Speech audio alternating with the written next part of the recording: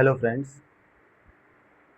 आज की वीडियो में हमारा विषय होगा एक अच्छे इंग्लिश बोलने के लिए सेंटेंस में वर्ब का रोल क्या होता है। यदि आपका वर्ब पर कमांड नहीं है फ्रेंड्स, तो एक स्टेटमेंट एक सेंटेंस जो बोला जाता है उसकी मीनिंग हो सकता है कि वो मीनिंगलेस हो जाए। जो आप कहना चाहते हैं शायद वो मीनिंग ना निकल पाए, मीनिंग डिस्ट्रॉय हो जाए। तो आज इस वीडियो में हम कवर करेंगे कि जब एक सेंटेंस को बोला जाए तो उसमें वर्ब को मेंटेन कैसे किया जाता है, वर्ब किस फॉर्म में यूज किया जाएगा और हेल्पिंग वर्ब इसमें मदद कैसे करेगी। तो मेरा नाम राजू सर है। इस वीडियो में मैं आपसे इस विषय पर चर्चा करूंगा कि एक सेंटेंस जो बोला जाएगा उसमें वर्ब को मेंटेन कैसे किया जाए। एंड आप जब किसी से बातचीत करो इंग्लिश में, तो without committing mistake you will speak the sentences in a very fluent manner, और लोगों को ठीक वही मैसेज जाए, the message which you want to provide to them.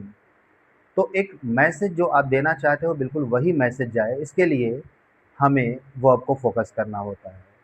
जैसा कि आप जानते हैं फ्रेंड्स कि जब सेंटेंसेस लिखे या बोले जाते हैं तो सेंटेंस में हेल्पिंग वर्ब और मेन वर्ब जनरली आते रहते हैं, या कुछ सेंटेंस ऐसे होते हैं जिसमें सिर्फ मेन वर्ब ही आएगा, हेल्पिंग वर्ब नहीं आता।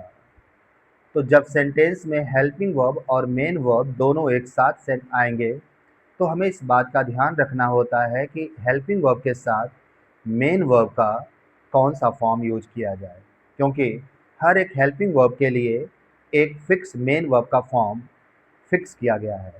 यदि हम उस हेल्पिंग वर्ब के साथ मेन वर्ब का वही फॉर्म यूज नहीं करते जिस फॉर्म को ग्रामर ने फिक्स किया हुआ है, तो आप देखेंगे फ्रेंड्स सेंटेंस ग्रामेटिकली डिस्टर्ब हो जाएगा, गलत हो जाएगा और सेंटेंस मीनिंगलेस हो जाएगा। तो आइए हम लोग इसमें जानें कि सेंटेंस में किस हेल्पिंग वर्ब के साथ मेन वर्ब का कौन सा फॉर्म यूज होगा, so that we can speak of the sentences on the basis of grammar and the sentence will give the message to the listener which we want. चलिए आते हैं। अब देखेंगे फ्रेंड्स बहुत सारे ऐसे सेंटेंसेस होंगे, so many sentences are there in which helping verb do, does और डिड इज यूज्ड।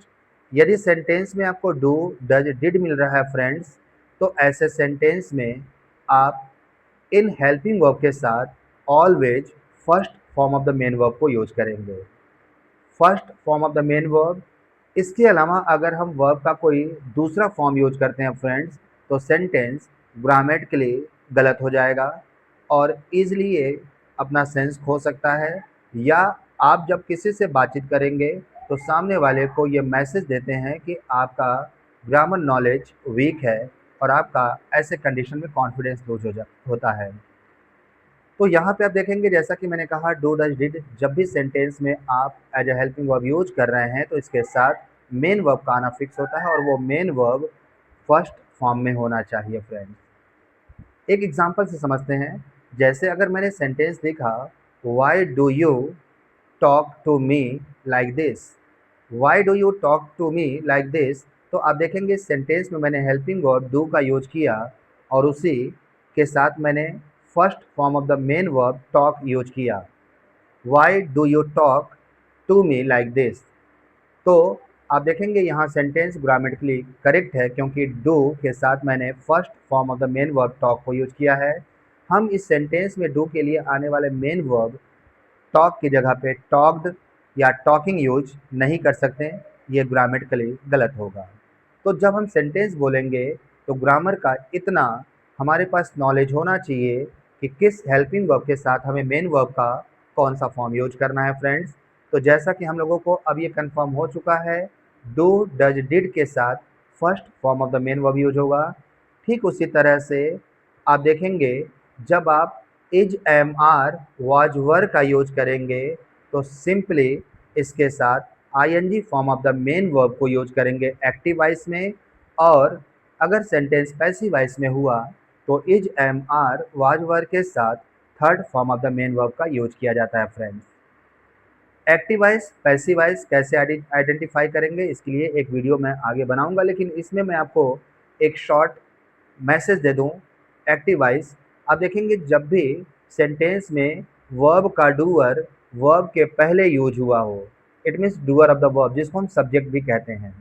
जब सेंटेंस में वर्ब का डूअर वर्ब के पहले यूज हो जाता है तो सेंटेंस एक्टिव वॉइस होगा, और जब सेंटेंस में वर्ब का डूअर वर्ब के पहले यूज नहीं होगा फ्रेंड्स, तो ऐसे सेंटेंस को पैसिव वॉइस कहते हैं। सेंटेंस यदि एक्टिव वॉइस में है तो एजएमआर वाजवर के साथ वर्ब की आईएनजी फॉर्म ही यूज होगा। एक एग्जांपल से समझते हैं। I am going to the market. अगर मैंने कहा I am going to the market, तो यहाँ एम के साथ वर्ब की आईएनजी फॉर्म यूज होगा फ्रेंड्स, क्योंकि गोइंग जो भी कर रहा है वो गोइंग के पहले सेंटेंस में यूज हुआ है, तो आप कह सकते हैं doer of the verb sentence में वर्ब के पहले यूज हुआ है।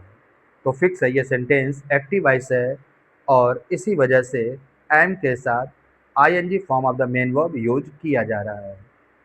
जबकि हम दूसरी तरफ बात करें पैसिव वॉइस की, तो आप देखेंगे the a letter was written to the principal.